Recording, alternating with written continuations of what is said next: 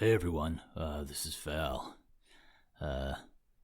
First time I'm doing this intro, and I've never been very good at reading off a script, so I'm kind of winging it. Everyone doing all right? Have you had a chance to step out of your rhythm and routine and really felt truly alive recently? Yeah, when we spend so much time on the news and social media, kind of droning from moment to moment, well, dropping into that raw, untamed force of life can be just vital. Anyway, on to the show. Hi, I'm Cyrus Delgami, one of the main characters of the Seventh Valkyrie fantasy series. Through a strange twist of fate, myself and the rest of the crew got dropped off on Earth, and we figured that while we're in the business of saving our world, we might as well try and help out here too. So was a podcast the best way to do that? Who knows, but ideas are powerful, and they're all our team's got right now. So without further ado, welcome to Seventh Valkyrie Live.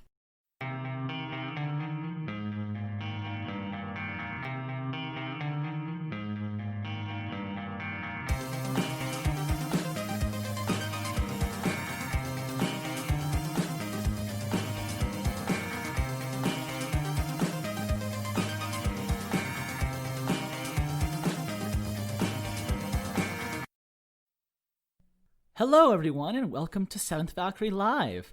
I'm your host, Cyrus Delgami, and joining me I have the always, ever electric BC. Hey, Cyrus. How's it going? BC, we're 2 seconds into the podcast. Can you bring some energy? Hey, Cyrus, how's it going? You ready for the podcast? Ready, steady, Freddy? Oh my god, I just love podcasting so much. It's so fun. And I'm Val. Val, I wrote like 16 different intros I wanted you to run by this week. I think they were really good. Anyway, as I said, I'm Val. And now on into the news. Okay, guys, while I admit that it is definitely time for the news, I have a brief complaint to address. For the fact that neither of you guys show up to the pitch meetings or the pre-roll, you guys sure have a lot of ideas about how things can be better. Cyrus, I really don't do planning. I'd much rather be living the fantastic life that makes me such a desirable guest on the show than planning how I'm going to talk about it. I told you I didn't like my intro last week, so I did it this week. Fine, I get it. What do we... Let's look at the news. Okay. Well, in terms of the news, everyone, as we reach the November election in the U.S., which has kind of been the biggest thing in our world right now, it seems like this clown circus is coming to an end one way or another. Trump got the COVID and is drugged up on a bunch of steroids, acting like a total freaking lunatic. So, remind me what's different? Boom. Got him, Val. Okay, anyway, it seems like the good guys are winning the debates. Come on, a fly landed on Pence's head for a full 2 minutes. I don't think even Colin could write something that obviously symbolic and get away with it. Ugh, I hate flies. Aren't they like a sign of death, decay, sickness, corruption in like every single culture and religion on this planet, especially Pence's? No, you see, BC, the massive plague that's ravaging the world and the country, that wasn't enough of a sign for them that God is pissed off. Jeepers creepers, weapons hot today, guys. Although, to be fair, anything would be mellow compared to how you guys were 2 weeks ago. Ugh, don't remind me about 2 weeks ago. You got any more good news? Actually, yeah. Biden's ahead by like 16 points in some polls. He's leading in almost every battleground state. There's been like a 10 times increase in early voter turnout. I mean, the numbers are looking very, very favorable, aside from, widespread cheating and voter suppression like just happened in Texas. So, when do we pop the champagne? You pop the champagne when the bastard leaves the White House, whether that's in handcuffs or under his own 2 feet. America thinks they're above a military coup attempt, but without a massive landslide and really intense diligence against widespread cheating, well, we've already seen this rat fucker and the people who support him. Apart from the exceptionally harsh language, I actually do agree with Val. People need to show out in numbers, and they are showing it out, but there's no too much here. If you're contributing already, keep contributing. If you can do more, do more. This is a really important election. Yeah, you know what? Let's make it a full sweep. Take back the Senate, take back local legislatures, and most of all, humiliate this fucker. I want him leaving in the biggest landslide in U.S. history, and then I want him to get thrown in jail in the summer and whine like a caged puppy for, the rest of his life. How about that? Oh, God, can you imagine that? Oh, the fall from grace, the shame, the crashing down, mind-crushing justice, watching him whine and bitch for the rest of his sad little life. Oh, God, it's so sweet to think about. It's a pretty big lady boner for justice you've got there, B. Wouldn't have expected that from the underworld princess. Oh, no, Val. Not justice. Revenge. God, revenge is sweet, especially on someone who deserves it. I haven't had some good revenge since we got here. Cyrus, can I go out and get some revenge? Just a little bit, beat the shit out of a dude for getting handsy in a bar, punch a politician in the nuts. I swear no one will trace it back to me. No, BC, no, please don't. Fine. Well, you know what? Here's the deal, chumps and champs. Get out there and vote. Call every friend you have and make sure they did. And if the voice of this nation speaks, there is no chance in hell that justice, or in my case, revenge, is not served. Oh my God, drop the mic on this motherfucker and start to push to America 2.0. I want to see him fucking go down. I love it. Boom, roasted, into the next segment. Vote, bitches. Okay, on into our main segment. To feel truly alive. For this segment, I wanted each of us to focus on the things that really make us feel alive. I know a lot of people have been sort of caught in a slog recently, and it's always worthwhile to think about the things that make us really feel like we're living. Not being on autopilot, just really living. So each of us came with 3. I didn't. BC, really? Really? Nah, I'm kidding. I brought my 3. Okay. I also forgot my 3. Really, Val? No, I brought them. Got him. We're all just going to say 3 things that make us feel alive and then discuss, okay? BC, go first. Jeez, calm down, Cyrus. Just ribbing you. Well, for me, my first thing is I just love going out and letting loose at a great fucking party. Dancing, having some drinks, smoking some drugs, just kind of stepping into an altered state for a little while. I used to really love psychedelics. Well, I don't really anymore, but that's something that happens at a party. There's something that happens at a party or a gathering that you can just step away from reality for a while. You could just kind of be in a different state. It really makes you appreciate real life even more. Well, I've never been much of a partier, so I don't think I have anything to add here. Well, I do. I think that drink, drugs or not, you're actually right, BC.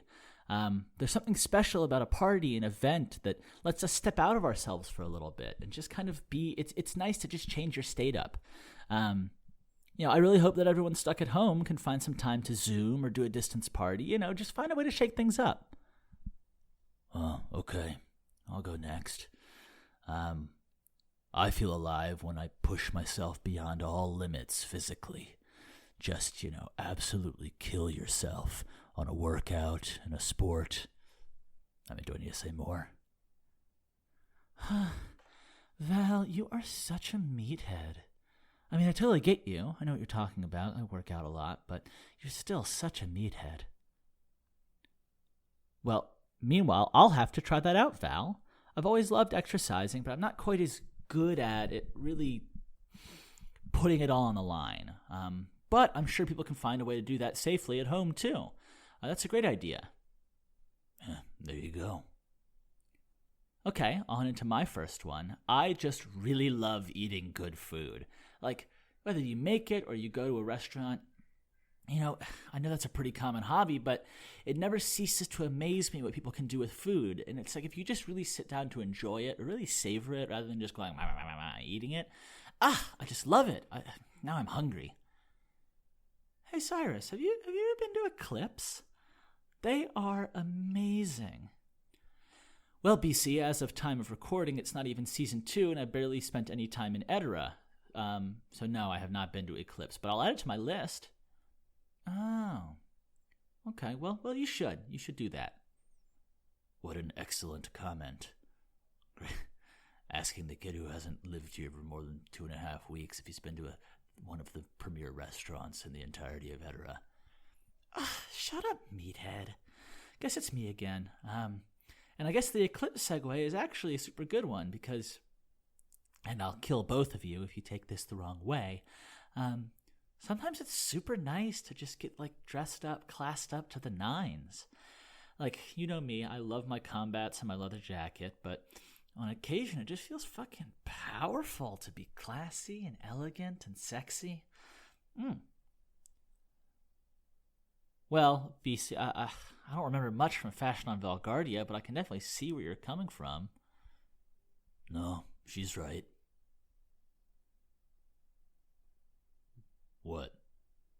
Look, the few banquets I attended.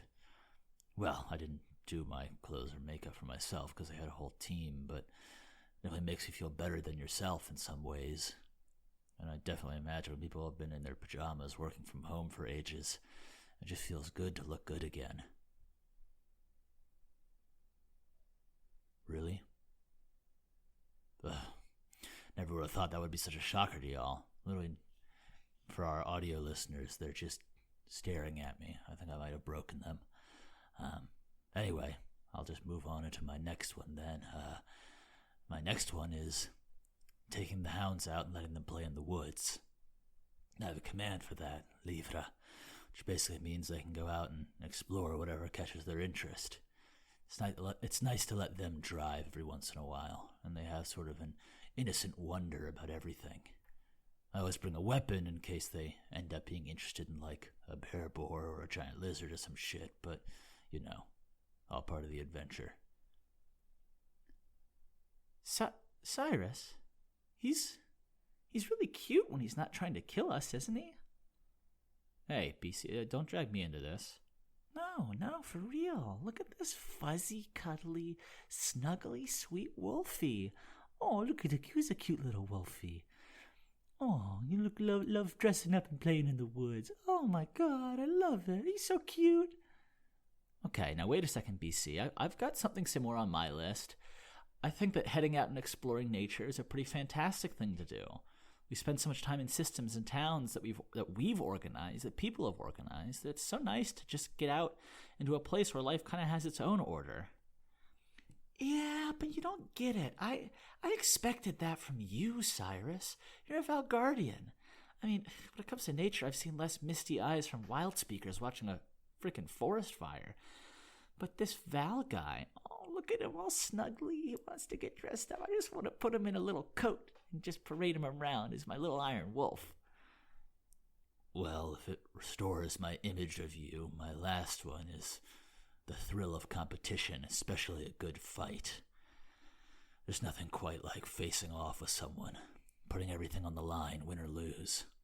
When I was younger, we used to finish every day outside, scrapping on the beach. You'd get beat up, bloodied a little bit, but man, that was the most alive I'd ever feel. And there's the meathead I was expecting.